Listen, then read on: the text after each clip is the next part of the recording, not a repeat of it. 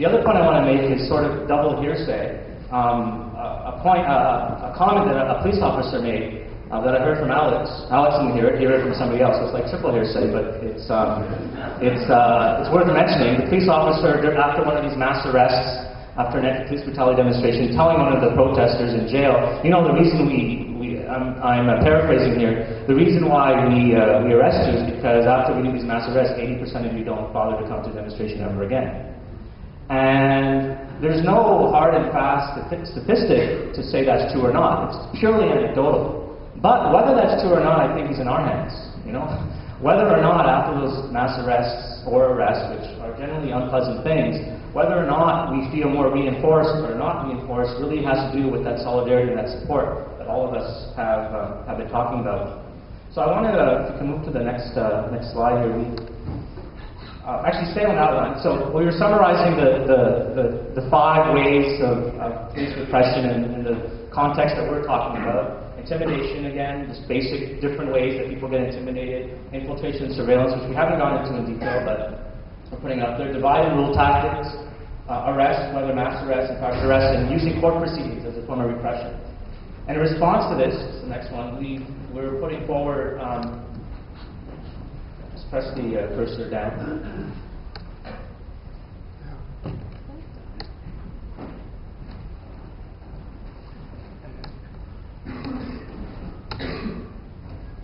Cursor down? There it is. Okay. We're proposing, because the forum is organized in such a way that we're going into a strategy session on Sunday afternoon, and we'd like to make some collective proposals of how we confront this, and it's been referred to already in people's remarks.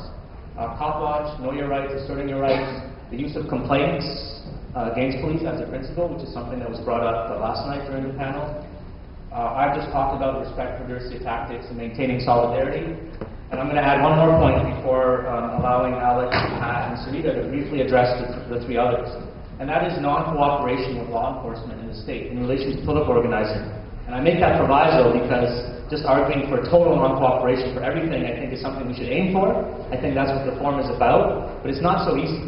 But in terms of political organizing, I do think it's an important principle that we should put out. People talk about needing a permit to protest. You don't need a permit to protest. The Charter of Rights is your permit to protest. And we as a movement, as many people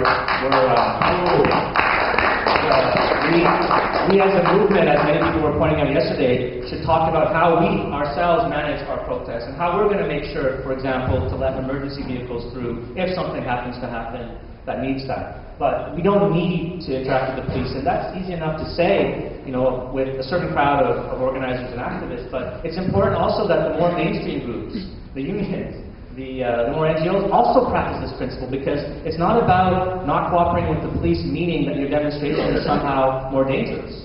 Child-friendly demonstrations, family-friendly demonstrations, the rest of it don't need to cooperate with the police. So I'm stressing the respect for diversity tactics and the maintenance of solidarity and non-cooperation as 2 of our 5 proposals of things that we should bring forward. But I'll let Alex and Pat and Sarita briefly just talk about the other 3. So Alex va parler sur les plaintes.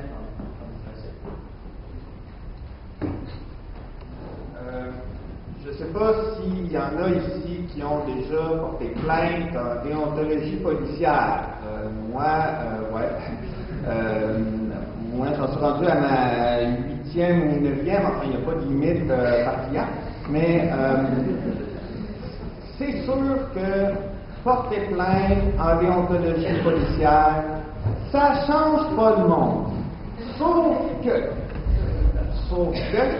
moi, je peux vous dire que c'est possible de gagner en déontologie policière. J'ai une camarade, je vous ai parlé de l'arrestation de mars, 15 mars 2002, qui a été frappée à la tête d'un coup de matraque totalement gratuit alors qu'elle se trouvait dans l'encerclement.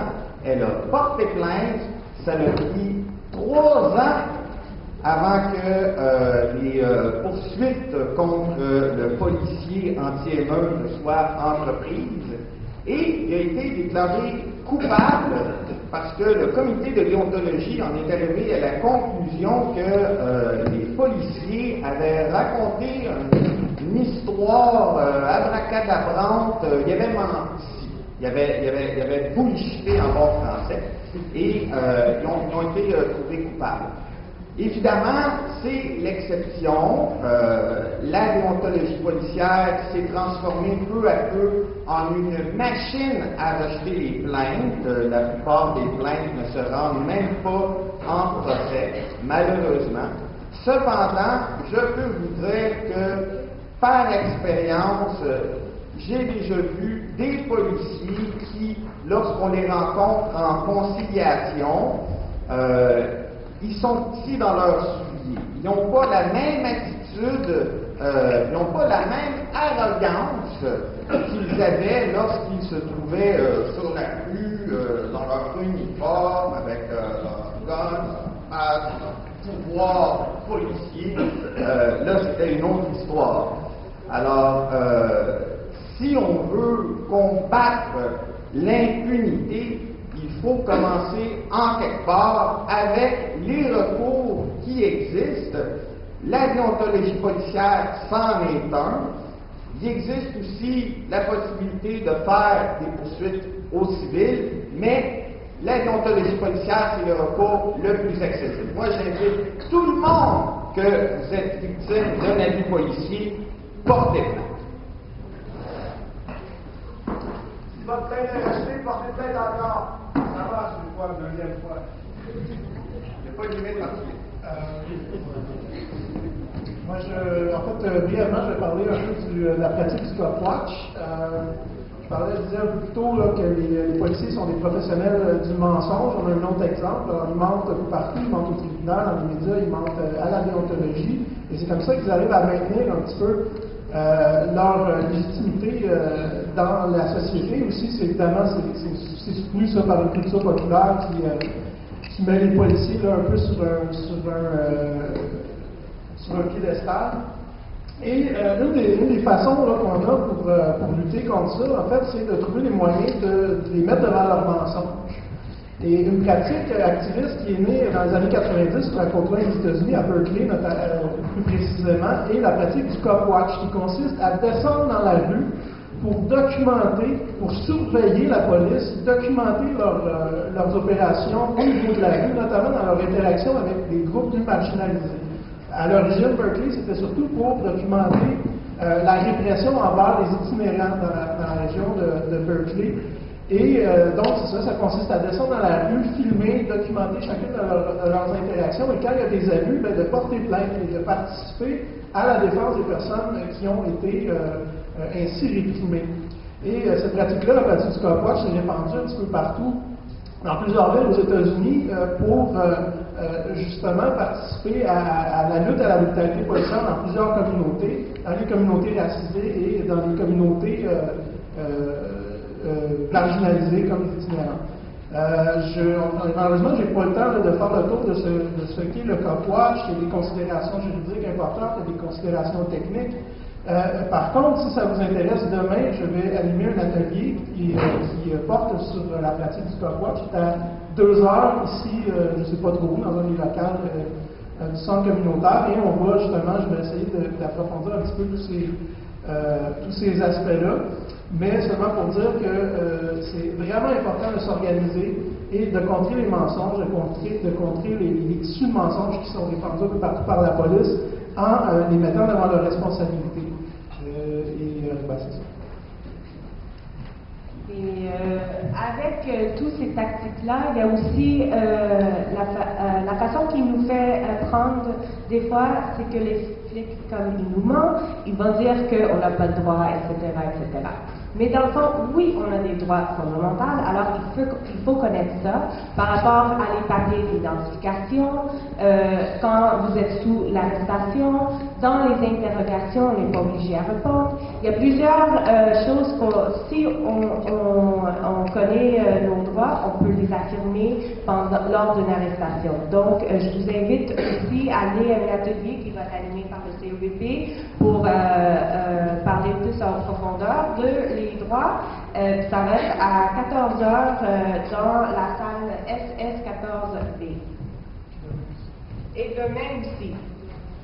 And before we get into the question period, a final thought. We have these five things then we're proposing. But the final thought, which might be obvious, but it's worth reiterating that in fighting this repression, we always need to maintain and build the organizing for justice, for dignity, for self-determination that motivates our movements in the first place. The reason why we're there, the reason why they're attacking us. We need to continue to be active in our communities and in our streets. Ça vaut la peine de répéter en français. Peut-être que ça c'est un point assez clair, mais ça vaut la peine de répéter parce que ça c'est important contre la répression. C'est de maintenant et consolidant nos efforts en faveur de la justice, la dignité et l'autodétermination. Ceci c'est à la base de nos mouvements. Soyons actifs et actifs dans nos communautés et dans nos rues. Voilà. Alors, nous sommes maintenant au période des questions. Merci pour votre attention.